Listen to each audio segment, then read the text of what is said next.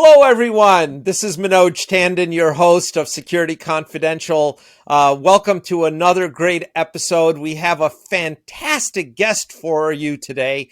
He is John Shegerian, and John's got a great background. He's the co-founder, chairman, CEO of ERI. And for those of you who don't know, ERI is the largest fully integrated IT and electronics asset disposition provider and cybersecurity-focused hardware destruction company in the United States. Try saying that 5 times real fast. But in addition, when he has his spare time, he's writing books. He is the co-author of the #1 best-selling book, The Insecurity of Everything, How Hardware Data Security is Becoming the Most Important Topic in the World. And then whatever little time's left, he is also the host of the Impact podcast. So welcome to the show, John. Thank you for being here. It's wonderful to have you. Manoj, it's an absolute pleasure and honor to be here with you today.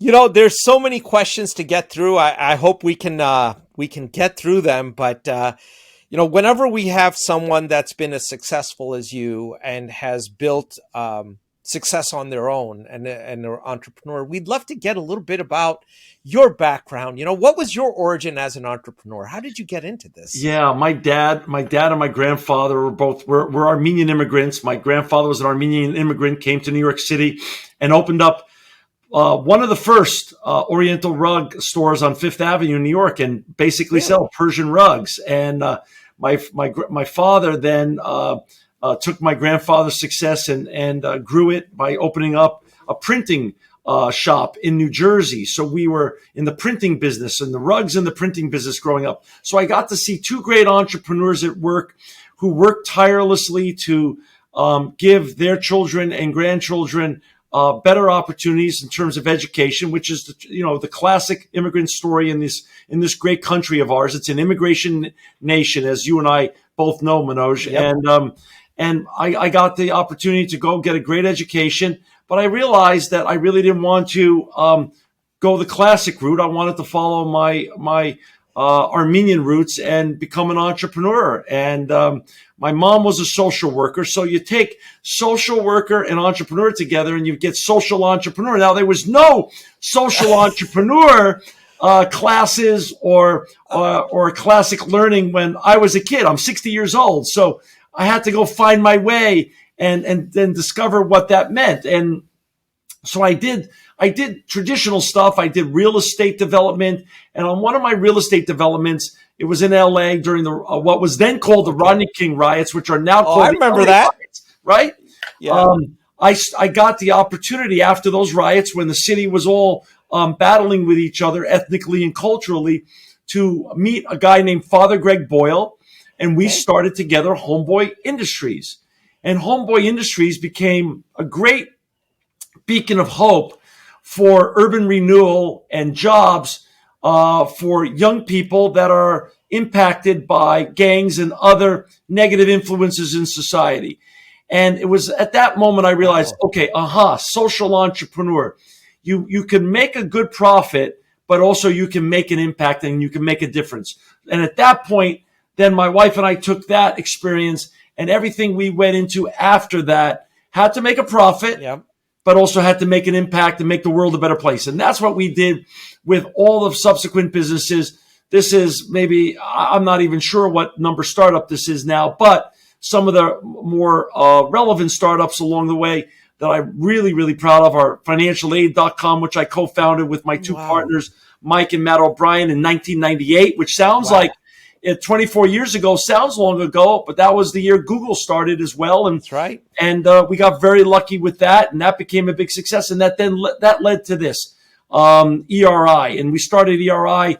ERI was started in 2002 by one of my co-founders, and I had met him in 2002 when he started it, while I still had financialaid.com, and we became great friends, going to sporting events and things of that such together. Yep.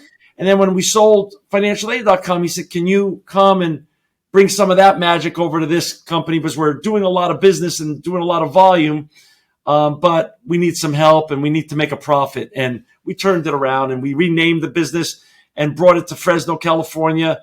from San Diego, and then off to the races we went from 2004 on, late 2004, early 2005. We were off to the races here at ERI.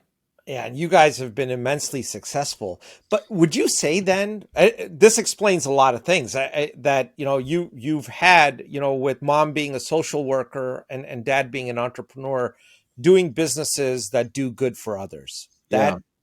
Is that the secret to success? When you start a business, should you look at doing good, providing something first and the money second, or do you look at the money first and then doing good as a natural outcome? Which way does this work? That's a great question. And let's give it some context. When I started doing Homeboy Industries, which was started originally as Homeboy Tortillas, which we morphed into Homeboy Industries, and then financialaid.com, and discussed openly the need to make an impact, to give something back. So with financialaid.com, we democratized student lending. So we did that service for free for parents and for students out there. We took what was a very complicated, and what the students told us, what was also a very embarrassing process for them, and we put it online. When you think, wait a second, why didn't Sally Mae do this first? Why didn't a lot of others? We just got lucky, and we got the right URL. We put our heads down. We hyper-focused. And it wasn't really culturally cool to do good while you made money. Money was, remember, that was still the Gordon Gekko era of greed is good. Greed is good. Ivan Bolsky, Gordon Gekko, the great, the original Wall Street. Original Wall Street. So, but now, what I share with students or other young entrepreneurs, Manoj, is this: you got to make a profit before you can make a difference. You can't, you have to have a sustainable business yourself before you go preach about ESG and sustainability and carbon neutrality and making the world a better place. Whatever making the world a better place is in your situation, you've got to be viable as a company. Then you could use that business as your platform to make the changes that you're interested in effectuating. And that's how it really should work. That's a brilliant answer. And I think there's going to be a short excerpt on that. So that's wonderful. Now, there's a lot of listeners who are much younger than you and I, John, who are, starting off in cybersecurity, or they are, just beginning their journey in their careers, and they've thought about becoming an entrepreneur. Is there anything you would say to them based on your wealth of experience that what they should think about before they are ready to make the jump? Yeah. You gotta do a real honest self-assessment of yourself. Some people, even though it looks really fun, and when you watch the Zuckerbergs of the world, or the Gateses of the world, or the Elon Musks or Bezoses, yes, there's something very, very alluring and sexy about being an entrepreneur. And given you and I are serial entrepreneurs that have come back for the punishment time and time again, we know it is a wonderful way to live, but it's not everybody's cut out for it, honestly. And you have to really be honest with yourself. Is this something that you want? It's when you study the great ones, folks who are great at anything they do, whether that's the Jordans or the Bradys of the world, the GOATs, or the Martin Luther Kings and the Queen Elizabeths and the Winston Churchills. There's no such thing as work-life balance. Most people who have a 9-to-5 job leave their job at their office when they go home. Folks like you and me, it becomes a blend, and life becomes blended with what you do. And if you love it that much, it's a joy and a pleasure to do it. But you have to be prepared for that blend and understanding that you're not going to be ever leaving it behind at any office whatsoever. It will be with you 7/24, 365. And that's the life of an entrepreneur.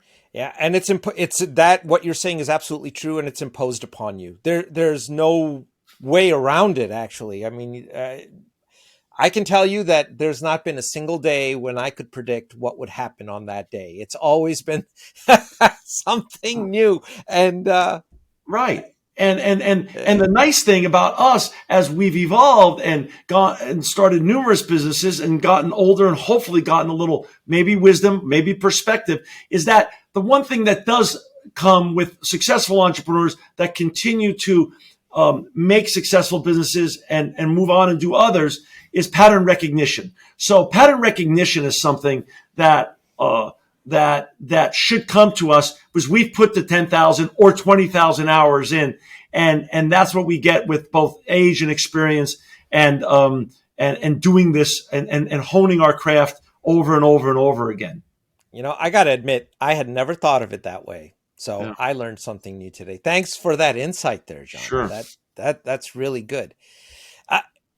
Getting to ERI, yeah. You know, you guys are capable of, I think I read 1 billion pounds of recycling a year. So yeah. of electronics recycling a year. Yeah. That's massive.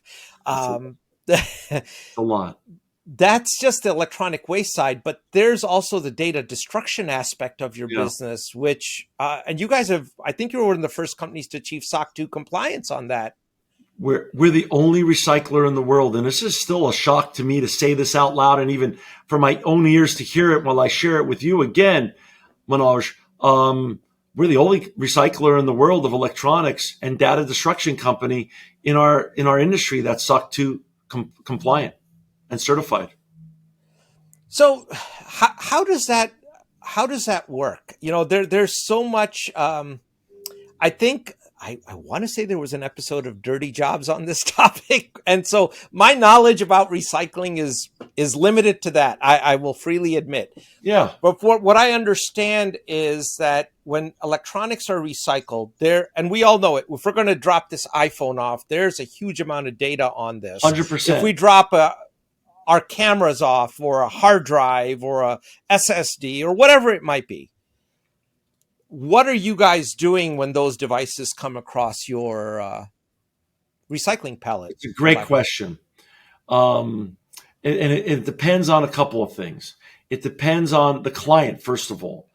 You know, we represent, just so you get a little bit of a setup here, the city of LA, the city of New York. We have those contracts, and we have about 800 cities across America between those two coasts, including your great city as well, Pittsburgh.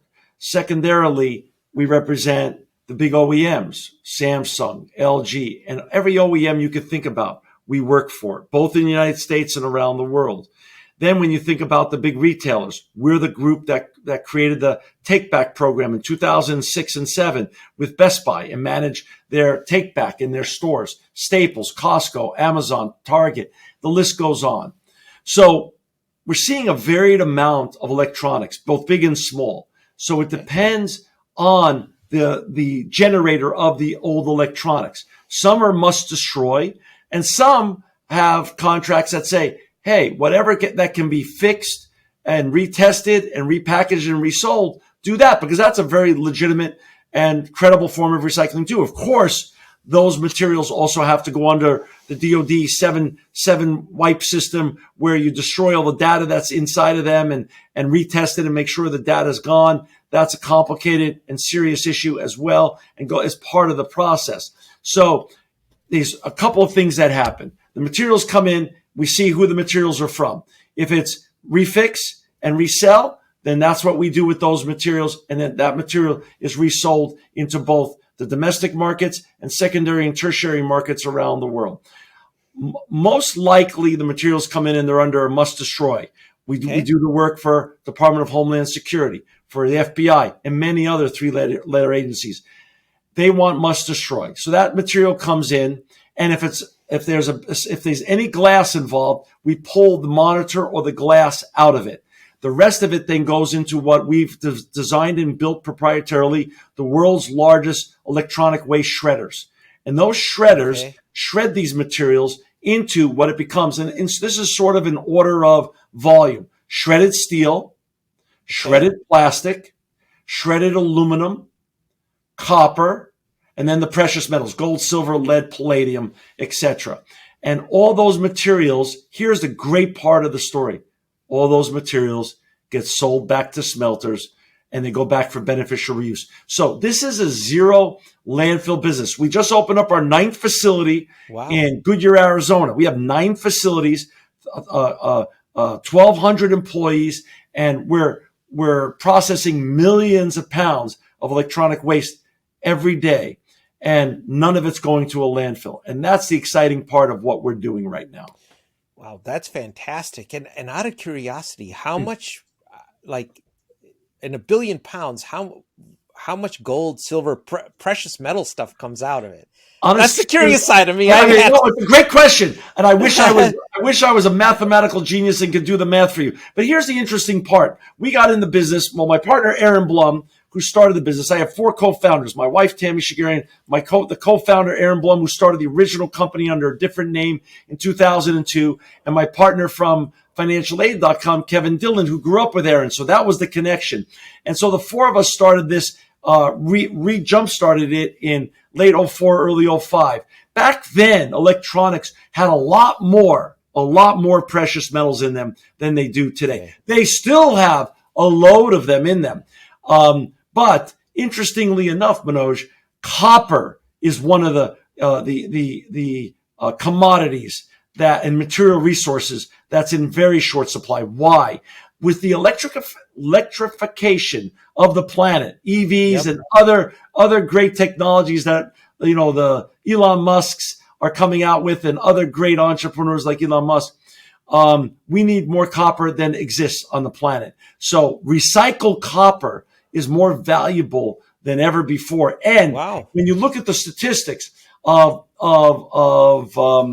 the delta of differential of volume that exists and pull on the demand from 2025 on, that delta is going to widen every year for the next 20 years after that. So recycled copper, recycled nickel, recycled cobalt, the stuff that we need for all these EV cars and all these new manufacturers that are coming out with all these great cars and trucks, by the way, is tremendous. So the recycled material, which basically when we got in the business, everyone said, you don't want to be in the commodity side. Now everyone's real excited that we handle all these commodities.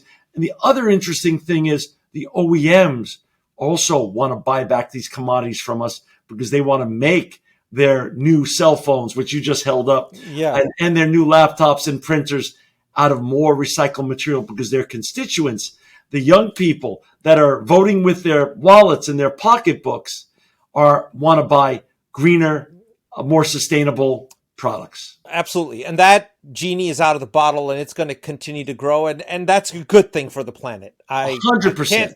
Can't argue with that one. But, you're looking at the growth of EVs, electric vehicles. Yeah. Do you see a recycling problem coming in the future with those? Because there's a massive amount of lithium in those products, not to mention all the other things you mentioned. I got very lucky in life, Manoj. And this goes back to your question a couple minutes ago about being an entrepreneur. As you and I both know, having done as many, you're on your 5th startup. I'm similarly situated as you, 5th, 6th startup. We're going to put the hard work in. We're going to give our blood, sweat, and our tears, our money, our time, our resources. But any entrepreneur that doesn't give luck its fair due is just not being honest with themselves. So I got very, very lucky numerous times along the way here at ERI. I'll give you a couple of examples. In 2008 and 9, we built what was then, and it still is, the world's largest and most sophisticated electronic waste shredding machine. Because of that, a company named LSM&M, which is an offshoot of the LG family, the Koo family from South Korea. They own the 2nd largest copper and precious metal smelter in the world. They came knocking on our door, and they wanted to make a strategic investment in us and take a board seat in our company. And they took a minority investment, and then they get every month all of our printed circuit boards, which have our shredded printed circuit boards, which have low-grade copper in them and all the precious metals, including some of the other offshoot metals like lead and other things. And they get to recycle all those materials and put it back into beneficial reuse and back into the circular economy. That's great. A year later, I got very lucky and was introduced to Klaus Kleinfeld, then the CEO of Alcoa, and he made a similar investment for the similar reasons. He wanted the shredded aluminum. Fast forward about 10 years to about 2.5 years ago, and I was introduced to JB Straubel. And JB Straubel was the co-founder of Tesla. And him and his late wife, Boreana, were very proud of working at Tesla and being the co-founder of Tesla with Elon Musk and making the world a better place by creating these wonderful EV cars. But what JB realized along the way is that these batteries were going to become a problem at some point. So he branched off in 2018 and 19, and he stayed on as an advisor, obviously, and a friend to Elon Musk and Tesla, which he had run for many, many years. And he opened up what is called Redwood Materials, and they recycle the EV batteries from both EV cars and also the lithium-ion batteries that come out of EV cars, but also out of electronic gadgets. Well, I went over and met with him a couple of years ago back in Carson City, Nevada. And then a week later, he came over here to Fresno, California. He saw our technology, he saw our methodology, and he did the same thing Alcoa and LS M&M did. And that's where the luck really comes in, because to have the knowledge base and the visibility of the Koo family, the Alcoa family, and now JB Straubel, who's one of the most unique human beings on the planet of 8 billion people, who started one of maybe these 8 or 9 or 10 $trillion companies. Manoj, I lost count, but let's say 10. He's one of the only co-founders of those companies. You know, to have him on board for perspective, and he takes all of our lithium-ion batteries from all our small gadgets. He saw the future. He knew that his business wasn't going to only be for lithium-ion batteries for EV cars, that also there's a huge amount of consumer electronics around the world that he needs to recycle, that lithium-ion batteries that come out of consumer electronics. And so he gets all of those from us, and we're very proud of that partnership. But luck plays a major role in all of this, and I'm a very, very lucky guy to have all those groups as our partners. You know, and I'm glad you said it, because it's that is an indescribable fact. And you know, Lady Luck has to play her hand, and in your case, not only lucky but foresight. You guys have had the foresight of changing market conditions and have been able to adapt to them very, very rapidly, and that has to be a good feeling, because not too many people pull that off. Yeah, true. But like I say, it's great. It's, as you and I have learned also, it's good just to stay humble, because as Mike Tyson says, if you don't stay humble, the world will find a way to humble you. And absolutely. Right. 100,000%. And you know what? The one lesson there is the markets don't care about your ego. The markets could give a heck about it. They will do what they want to do, and they have a way of humbling you if you have a way of challenging them. It's true.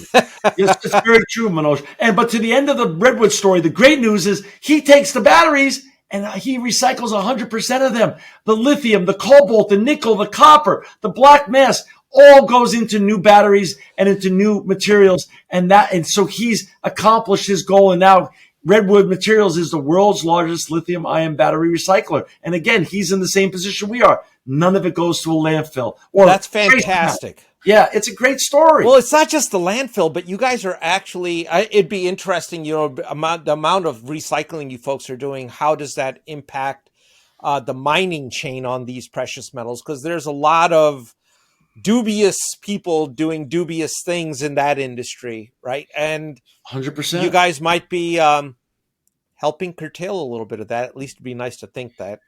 No, it's true. I mean, just for an example, aluminum is the classic one, and I learned this through the eyes of from Alcoa. When you recycle aluminum as opposed to mining it from traditional mining sources, it's a 94% energy savings. So the carbon offsets and the energy savings when you recycle these materials as opposed to mining them the classic ways is massively helpful to making the world a better place. That's incredible.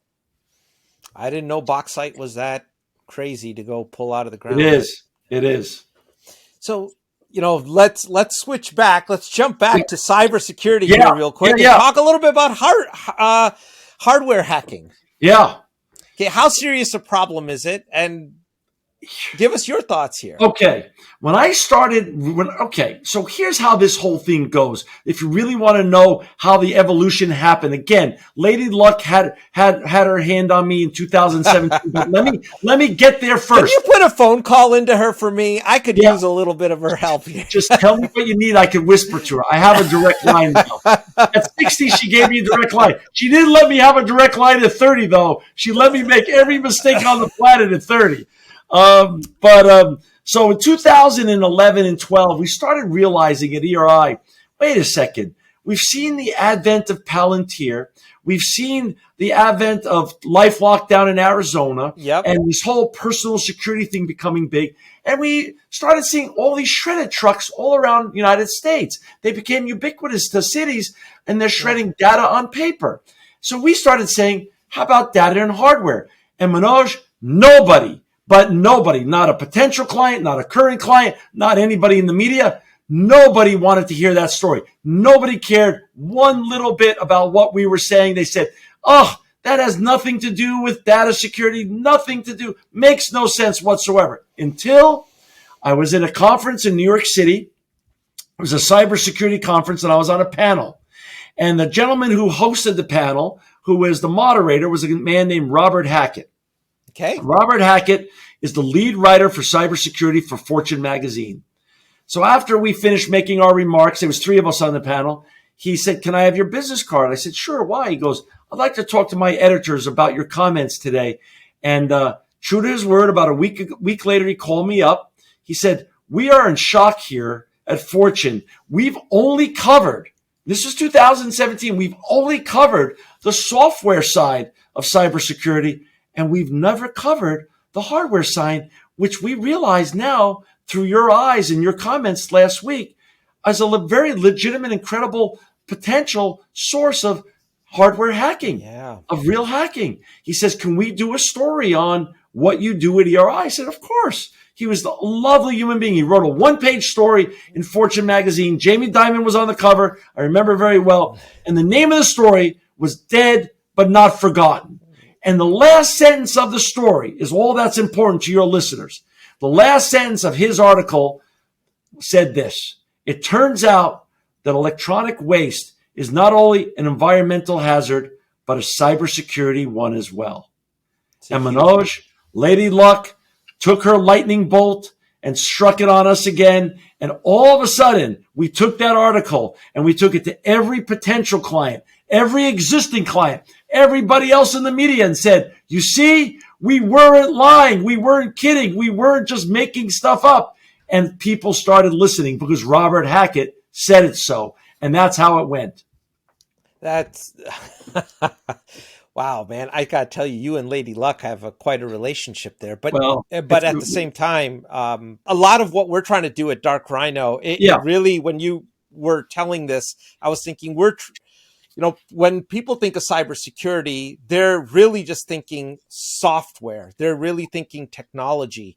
Right. And we're the first company out there that's saying it's not just technology, it's process, it's people, but it's also, let's combine it with the insurance side of things and make it a holistic solution. It's not one thing. There is no one silver bullet. And then in our industry, at least in cybersecurity as in general, they're always just looking for silver bullets. They're looking for a technology.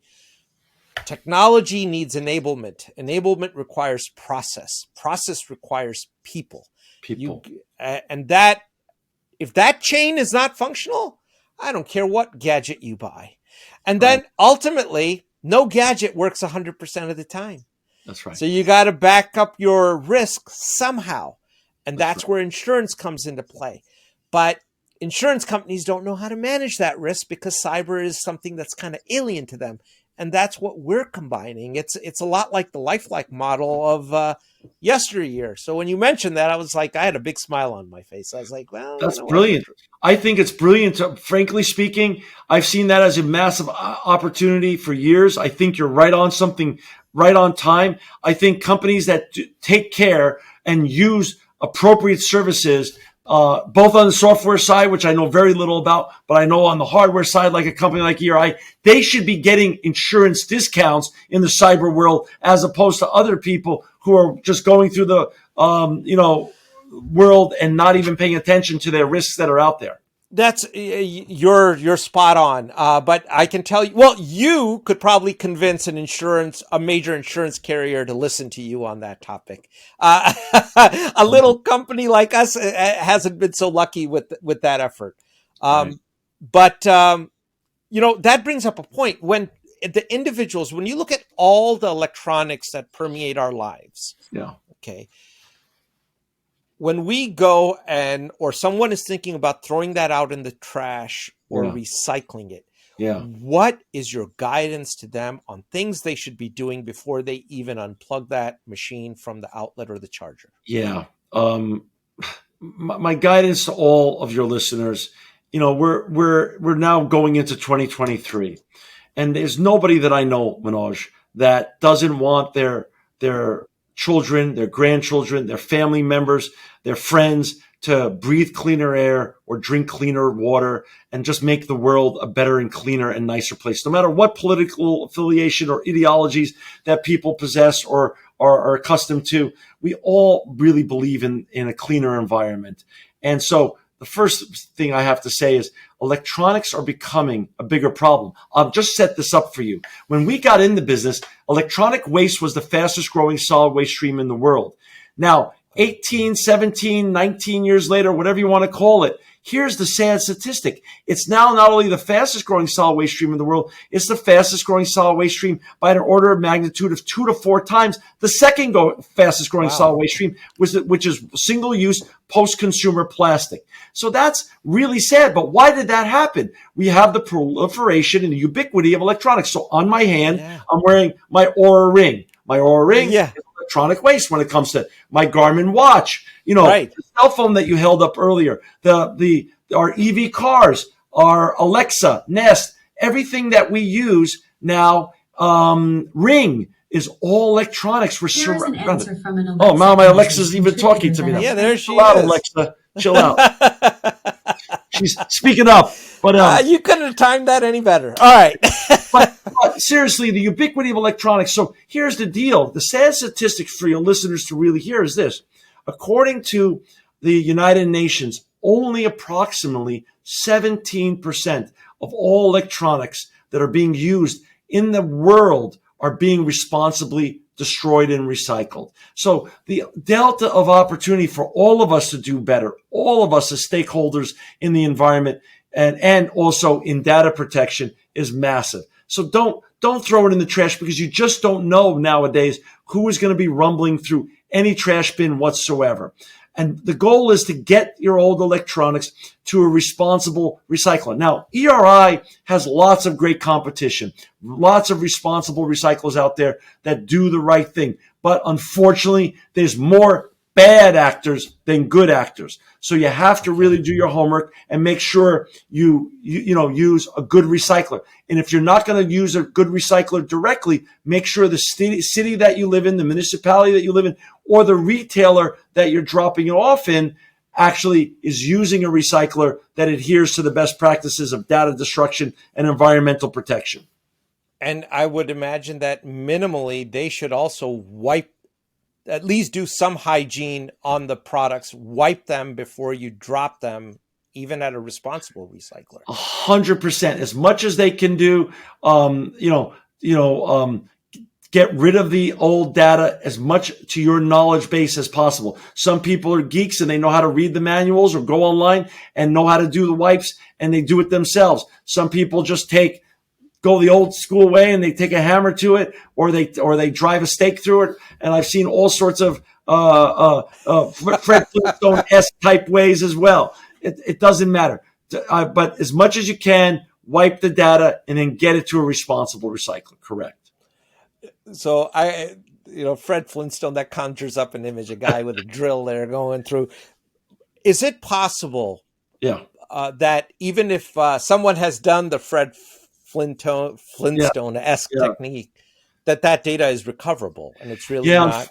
Unfortunately, we get to do data for fortunately, we get to do the data for 3-letter agencies and also DHS and other great folks like that. And yes, almost everything, when you get the best hackers working on anything, these folks are just sheer brilliant. And they could recover in time. They can recover almost anything. Yeah. So but now if it's shredded, no, that's kind of hard. No. And honestly, here's a funny story. There's many clients of ours, financial institutions, healthcare, and many others that have come to us and say, here's what you're going to do, John. You're going to do the 7-wipe DoD NIST standard first. And then it's going into the world's largest shredder. And then directly from our shredder, what they love about us is directly from our shredder, they know it goes directly to our smelter partner. So the beauty of our company is we don't have any brokers in between. Our stuff goes directly from our facilities right to our smelter partners.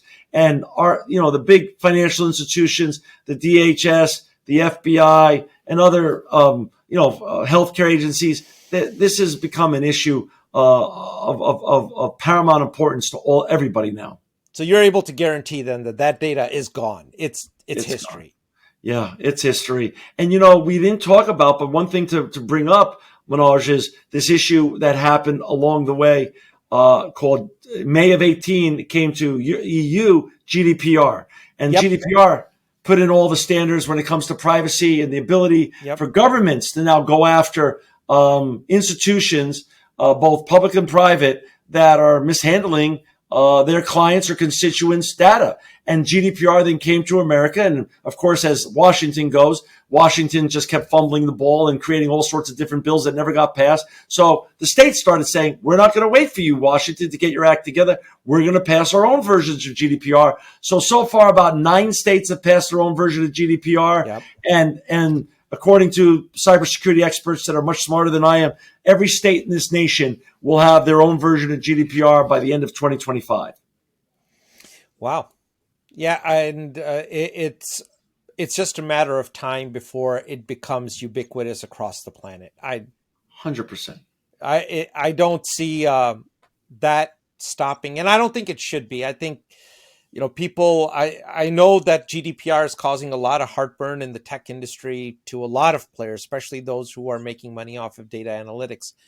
But at the same time, it also allows you to anonymize the data and still use it. So, and protect people's privacy. Getting back to, I'm sorry, go ahead. No, go. No. I was going to ask, is there anything you can't recycle in the hardware world? People ask me that a lot. And reporters call me a lot, and they say, we spoke to this recycler in the UK, and they said you can't recycle little ear pods.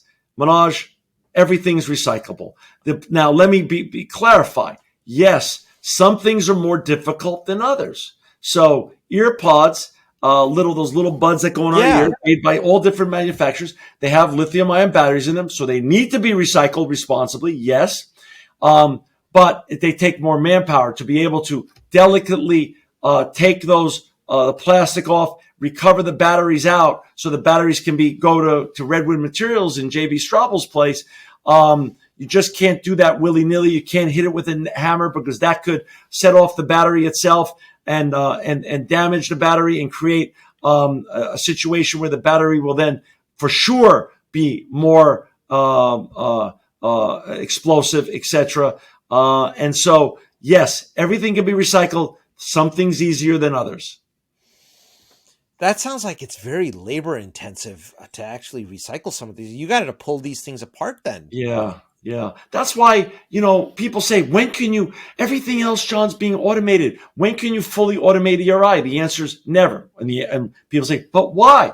And here's why. You go to CES, and at CES, approximately 22,000 new SKUs a year come out at CES. That's besides the new SKUs that come out every year. Samsung with their own announcement, Apple with their own announcement, and other great OEMs with their own announcements. So the innovation that has made the electronics industry so much fun and so interesting and made the world a better place in so many ways and kept us more connected than ever before. Also, the downside is we can't innovate fast enough to keep up with the OEMs to automate everything. Now, we've automated a lot. We have robotics, we have AI, we have the world's largest shredders in our facilities, and we're continuing to automate a lot of processes. But we'll never be able to automate to 100% no employees. We have right now about 1,200 employees. We used to probably have about 1,500. We're down to about 1,200, and our volumes are increasing month over month, year over year. So we are automating and using AI and robotics, but you're always going to need a very good and healthy labor force to continue to clean up this very big issue of electronic waste. I also think then that perhaps your message should be heard by the OEMs themselves, and they should design for sustainability so that at end of life, why is it impossible for the consumer to pull that battery separately and do just like we separate glass from aluminum from paper in our household recycling? It's true. Why can't that concept be carried forward? But I'm a dumb guy, so No, you're not dumb. You're on to something very big. The OEMs, when we first got in this business, that wasn't part of their business model. Now, most of the big OEMs send their engineers here to ERI, to one of our, numerous of our facilities, and they want to really see how the recycling happens. They want to see the sticking points so they can make these products. Two things: more recyclable when they come to its end of life, but they also want to understand how much of our materials can they buy back, the shredded plastic, the shredded steel, the shredded copper, etc., to put back into new electronics. So they're very interested in this because their constituents say, you have to be now. You have to be. Now, do you have any resources on your website or places where you can kind of point people to that they can learn a little bit more about how end-of-life devices store data, or some of these things? Yeah, well, my website has full of information on that, but here's a little bit of a holiday offer I'm going to make for you. Here's my book, The Insecurity of Everything. Any of your listeners that want a free copy of this book, which covers a lot that we discussed today and goes more in depth to devices, where they're stored, how to properly get rid of them, the different types of certifications that people need to have, responsible recyclers need to have, such as NAID, National Association of Information Destruction, which was created for the paper shredding industry, but then was recreated also now the last 7 years to include hardware and electronics. All that information is in this book. I will mail a hard copy, well, it's actually a paperback, soft copy, to every one of your listeners that want it for free if they give you their name and address and ask for their own free copy. You know what? We will make sure that our producer gets that out post haste, and we'll get it out to all our social media and let people, that's a very generous offer, John. Again, Manoj, it's at the point that you and I are at in our careers, it's great to be able to have the luxury to be able to help educate folks on what we're doing, why we're doing it, so they can make better and more informed decisions.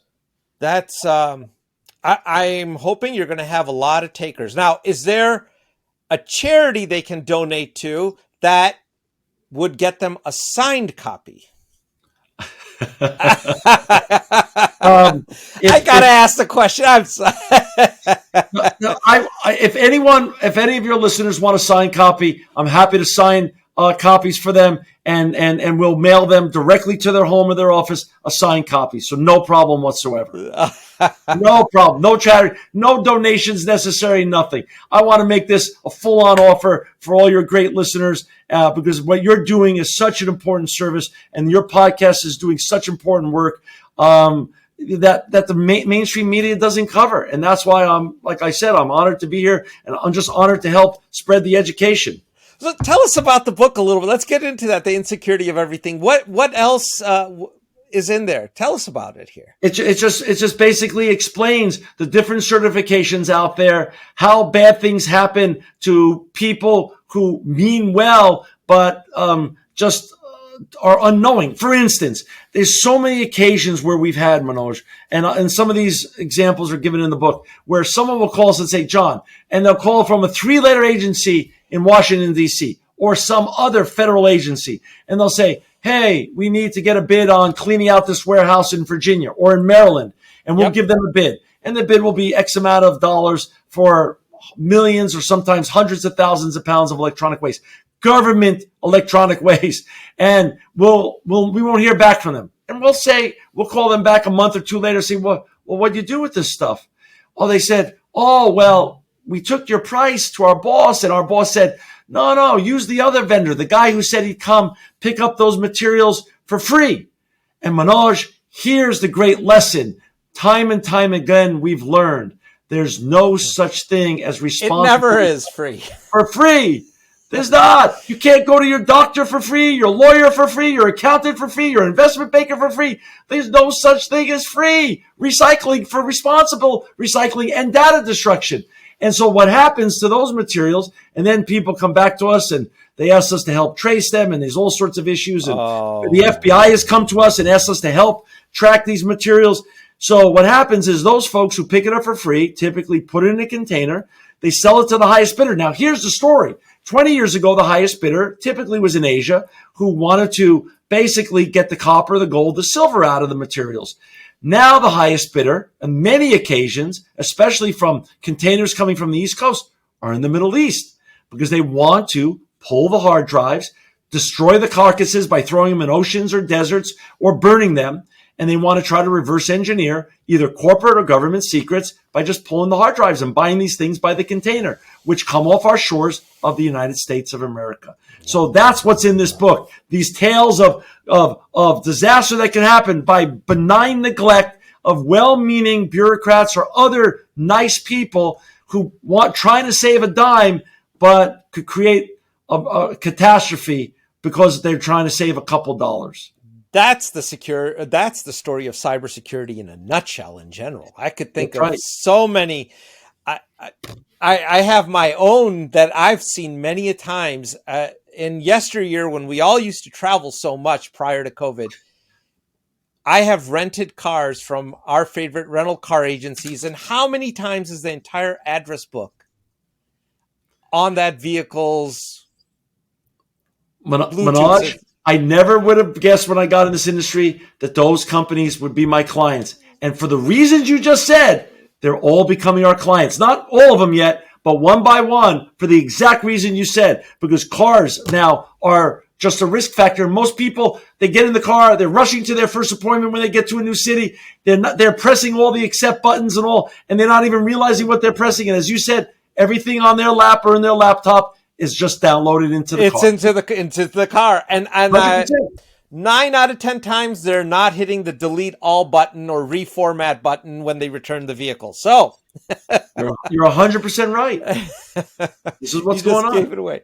Well, John, we did not get through everything, but we're at the top of the hour here. I do want to give you a chance. Is there anything you want to plug? Is there anything that you want, any appearances that you're going to be doing or upcoming articles, books, things of that nature that you'd like to point out? The real thing is I just wanted to say I'm happy to give this a free copy, signed copy to any of your listeners or viewers who would like to read more about this topic. If you want to learn more about good environmental practices and data destruction practices, you could go to our website, www.eridirect.com. And if you want to contact me, I'm on LinkedIn. And of course, my email address is on our website. And I'm very reachable. And it's been an honor to be here today with you. It's been an honor to have you, John. Thank you so much for taking the time and bringing great insights to this topic that's not discussed much. I got to say, I learned a heck of a lot. So it's been fantastic. You're always welcome back. So let us know if you got anything new. We'll be happy to get your knowledge spread out there. I'll be back. All right.